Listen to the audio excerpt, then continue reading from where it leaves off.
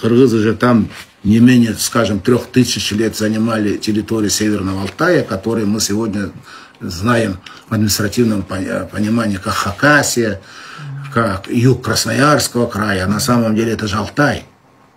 Вот, а сейчас вот они с трудом это понимают, потому что нам мозги замутили. Они думают, что это была Хакасия. Хакасия с 30-го года искусственно образованное название. Вот. Хагас – это Кыргыз. Они хотели назваться, автономная область тогда, хотели назваться Кыргызской, но там ученые, политики возразили, сказали, ну там же на Тянь-Шане есть республика Кыргызская. А хотя могли бы, сейчас-то можно было бы это согласиться, а тогда как-то политика была, они еще многого не знали, а политики тем более не знали, и историки же этих вещей, наших связей исторических не знали.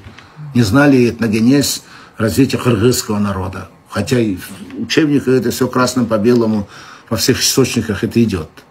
И в эпоху монголов, и кыргызы, и в эпоху древних уйгуров, там не говоря уже о кыргызском каганате.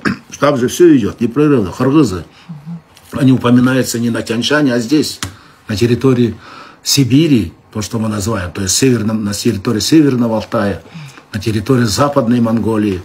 И, естественно, кыргызы там жили. Это тогда, видите, во времена Каганата, я думаю, и даже во времена гуннов первые группы кыргызов уже оказались на Тянь-Шане. Народы же мигрируют в то время, они могут из-за войн или вследствие изменения климата, когда становится невозможно заниматься прежним укладом, народы мигрируют. И сейчас мигрируют. Вот.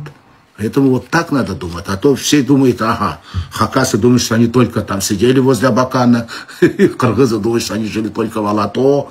Там. Это не так. Это мы осели уже в 20 веке, в 19 веке. Вот.